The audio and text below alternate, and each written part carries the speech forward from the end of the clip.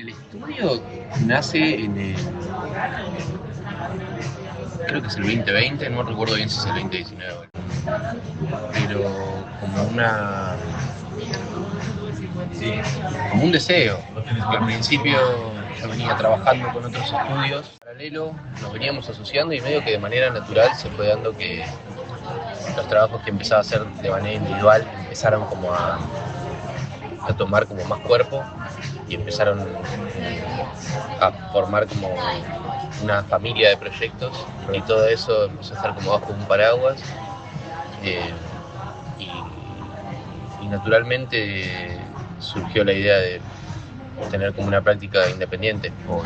Y los primeros años estuve trabajando solo, al principio desde mi casa, después abrí una oficina, compartía con otros amigos y la relación con Nacho nace a partir, yo lo conozco trabajando en otro estudio y en quinto año él fue alumno mío.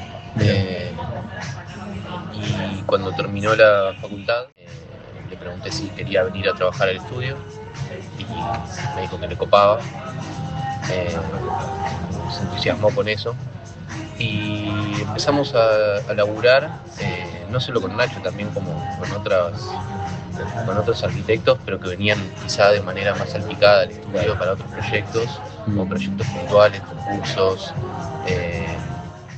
Tiene que ver con la escala del estudio, que es una escala muy chiquita y nunca tuvimos un sponsor. Entonces nace esta idea de poder trabajar codo a codo con un colega, con generaciones más jóvenes, generaciones más grandes también, algunos fueron profesores míos, entonces empieza a estar todo un poco más mezclado. Sí. Y lo que hay después es como una colección de proyectos que creo que es donde identificás, quizá, o me gusta pensar que identificás dónde metió mano quién.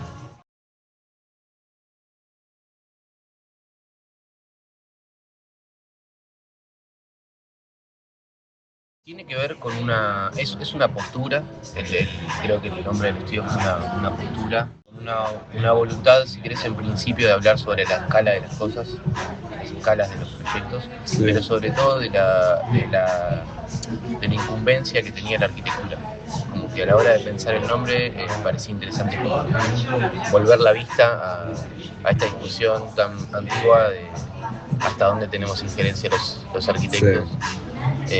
Y también un deseo del estudio de poder trabajar de la única manera que creemos posible, por lo menos, que es una manera multiescalar, entendiendo la emergencia de una silla puede ser igual de importante que la emergencia de un master plan.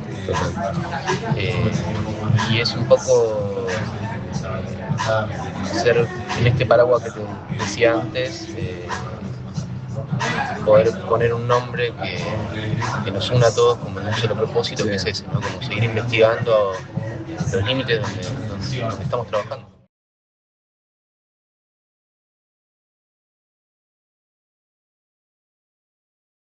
Es un sistema, o sea, nos interesa pensar la idea del sistema. No creemos que por eso quede por fuera la idea de objeto, para nada, pero sí creo que hay como una obsesión primera en pensar la idea del mecanismo como una cosa, inclusive más que sistema. Como en esta idea, si querés haciendo como alguna alusión a las piezas, hay veces que una pieza es una cosa, es un objeto, otras veces es un engranaje de algo más grande, otras veces es un sistema de relaciones, pero en verdad es eso, es algo que es posible de ser quizá delimitado, ¿no? Tiene como esa cualidad la pieza. Total. Pero sí, nos interesa pensar que hay como sistemas de relaciones, elementos.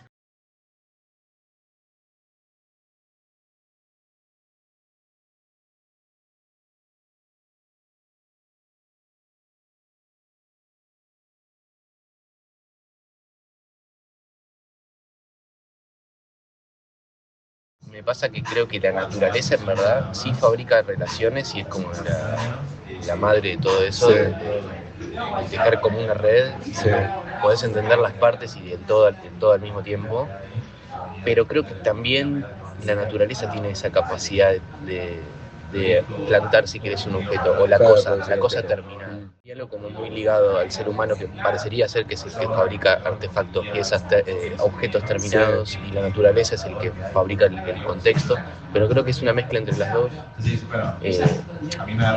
Pensaba en esta idea de un árbol en el medio de la pampa, ¿no? Tiene como esa condición objetual, o un ombú en el medio de la pampa tiene esa condición objetual, lo plantea la naturaleza, sí. Y quizá el marco es un piso liso, un cielo celeste, pero si ese árbol lo trasladas como a un sistema de más árboles, alguna laguna, un puente, algunos animales comiendo alrededor, no pierde su condición objetual. Lo que pasa es que está adentro de un sistema más complejo, o que por lo menos nuestra cabeza humana lo entiende como un sistema más complejo.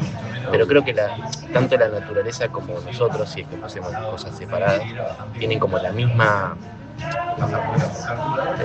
los mismos momentos donde se producen objetos, o las mismas ganas de producir objetos y las mismas ganas de producir relaciones, suceden como al unísono de manera muy parecida.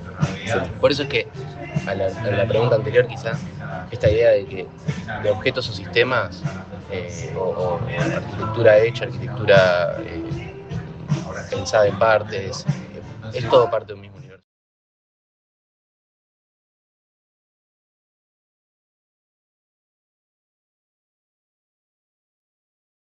Tuvo que ver con un llamado que se hizo en Dinamarca para unos artículos que estaban dirigidos a arquitectos y estudiantes de arquitectura, para repensar la idea del posthumanismo, o qué pasaría si la humanidad se extingue, qué es lo que aparece, cuáles son los proyectos posibles. Y la verdad es que no nos interesaba hacer ninguna clase de proyecto sobre eso, porque nos parecía muy de ciencia ficción, no teníamos herramientas para hacerlo. Y no sé, era un momento en el que por lo menos no nos sentíamos tan libres para especular sobre nada. Entonces tomamos la decisión de hacer un testamento, y en ese testamento poder contarle a lo que sea que venga cuáles eran los temas con los que la humanidad tuvo que lidiar o trabajar, o dónde encontró valor también. Y el laburo se tradujo a eso, y muy impensadamente, porque veníamos como un país bastante extranjero, con una visión del mundo distinta también, nos seleccionaron para exhibirlo, y ahí arrancó un poco también el interés del estudio en buscar como métodos alternativos también para pensar la arquitectura, más que a veces solamente el dibujo. Y en relación a lo que decís del tiempo, creo que este postulado por lo menos trabajó de manera muy literal con eso, pero después creo que las obras en general, las del estudio por lo menos, intentan tener como una noción en los proyectos muy presente del tiempo. A veces no lo hacen de manera material, a veces no son cosas que se perciben en la cosa construida, pero a veces toman forma de espacio. Poder entenderlo como con una línea de tiempo y no como un hecho específico de un momento que se corta la cinta del museo, se termina el proyecto, sino como una construcción más a largo plazo.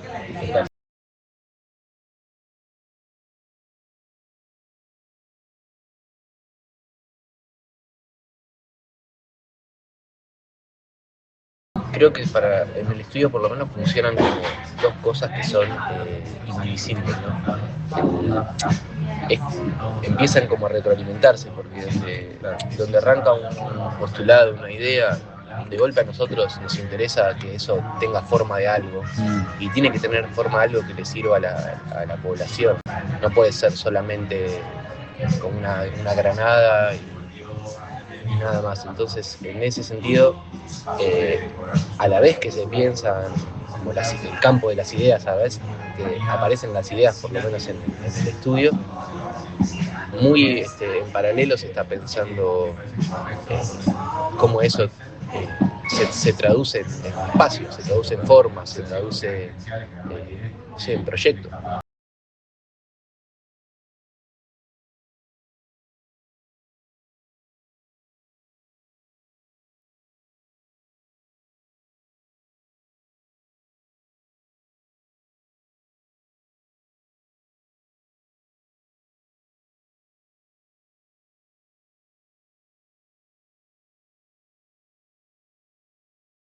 Ranqueles es un proyecto que para nosotros fue muy particular. Lo hicimos con un estudio de paisaje que se llama Bulla. El encargo le llegó a ellos a través de unos clientes que tenían como la voluntad de transformar la manera de producir en los campos.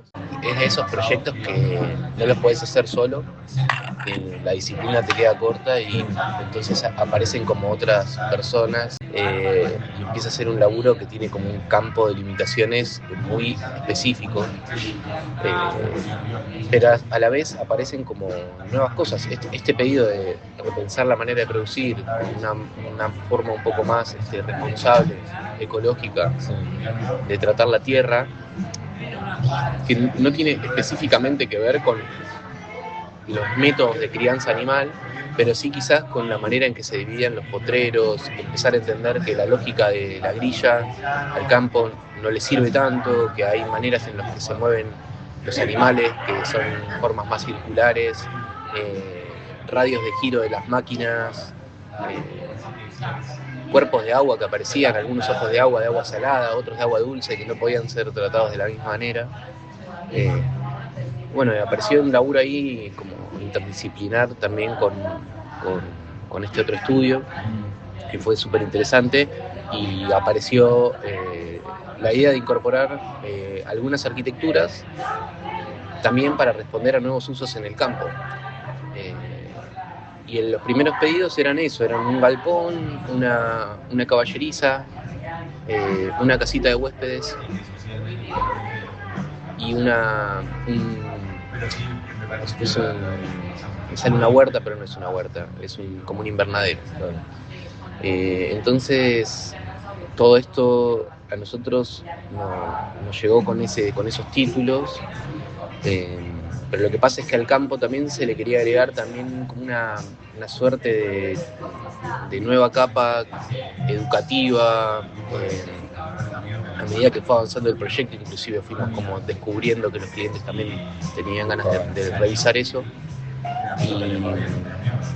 y nos dimos cuenta que no nos alcanzaba con las tipologías del agro. Entonces tuvimos que salir a buscar nuevas cosas. Quisimos laburar como un espacio intermedio, que es un lugar que siempre nos queda muy cómodo estar entre las cosas, más que en las cosas específicamente, que era empezar a pensar en los espacios agrourbanos como un nuevo lugar, un nuevo campo de experimentación. Entonces el galpón podía absorber también una cosa más abierta, más interpretativa, que era esta pantalla que estaba en relación a un camino, que iba a ser como un lugar educativo donde te podías acercar como un punto de acceso.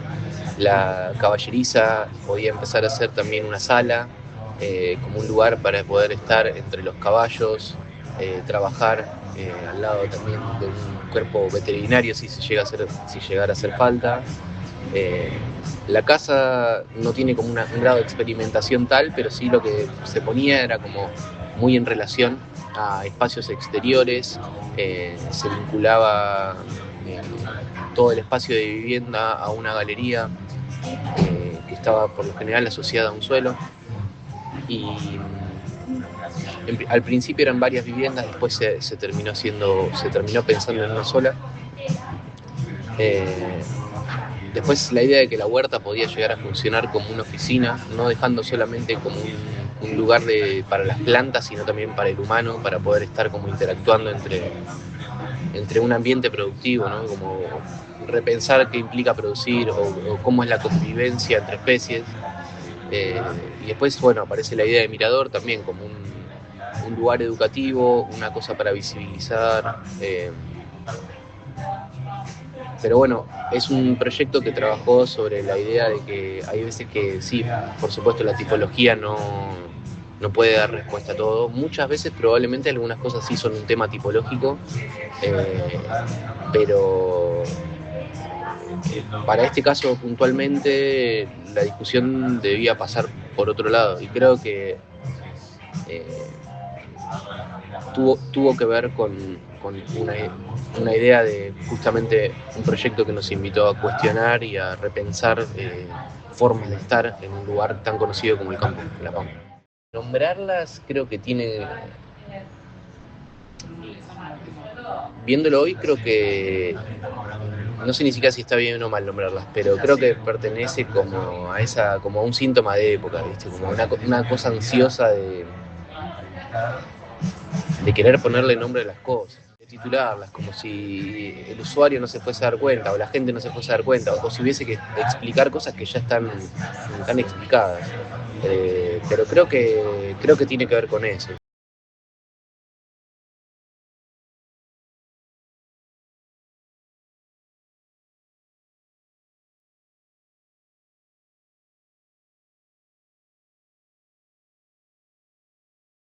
Fue fundamental el laburo con el resto de las disciplinas.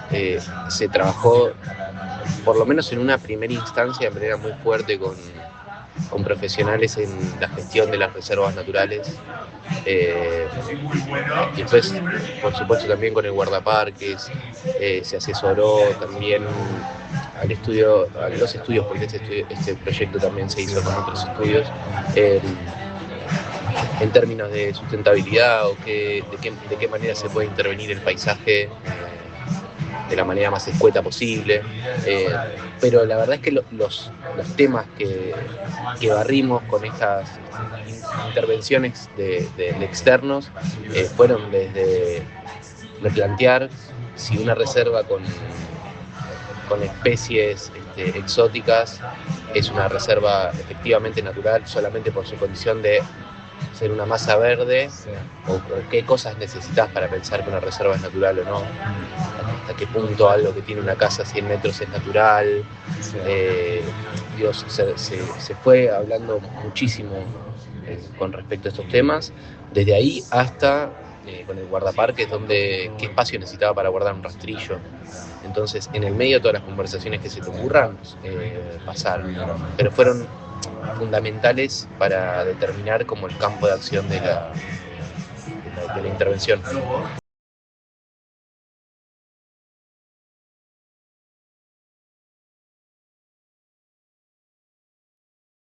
Es una condición técnica, porque fue como determinante el tipo de suelo. Es un suelo que está muy cerca del río, en un entorno que, por más que esté muy entropizado, sigue perteneciendo al sistema del delta del Paraná. Entonces es un suelo que tiene por momentos mucha humedad, por momentos está inundado, por momentos no. Entonces es técnico desde el punto de vista que las bases tenían que estar como dimensionadas para soportar eso, las fluctuaciones del agua. Pero es un posicionamiento ético también porque la idea de pensar esta arquitectura elevada o sobre patas también tenía que ver con intentar interrumpir lo menor posible a la naturaleza, dejar que se recomponga después de la intervención de la arquitectura.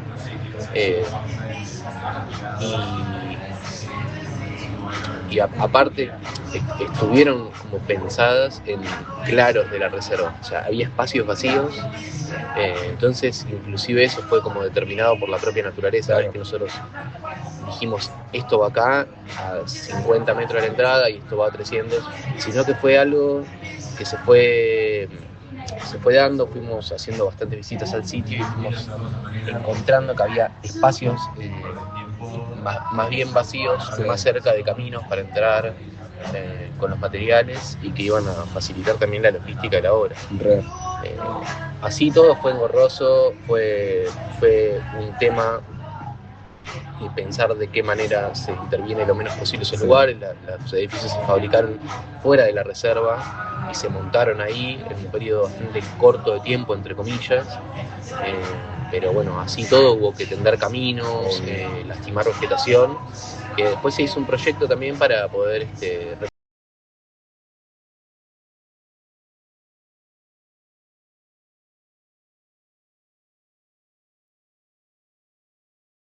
no sé si nos liberaron o nos condicionaron, supongo que las dos al mismo tiempo, porque de golpe existían las dos cosas, un cliente y la naturaleza, eran como, y por suerte eran intereses que estaban bastante emparentados, los de ambos sectores, pero de lo que sí estoy seguro es que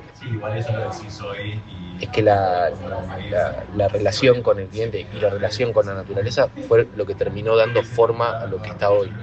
Está condicionado 100% por los delimitantes. 100%. La forma de construir, el lugar donde está implantado, su cualidad reflectiva, todo está muy en relación al entorno. Así todo, si haces como una analogía con la primera pregunta sobre si es un objeto o es una cosa situada, bueno, si lo ves desde el campo de vista, desde el punto de vista de lo pictórico, es un elemento entre algo más neutro, ¿no? Que lo que le hace como un fondo, un telón. Pero desde el punto de vista del contexto, en el sentido de las cosas que tuvieron que pasar para que eso tenga sentido ahí, lo podrías pensar inclusive como obra situada. Es el campo de las dos cosas a la vez, objeto y tejido, objeto y red, objeto y sistema.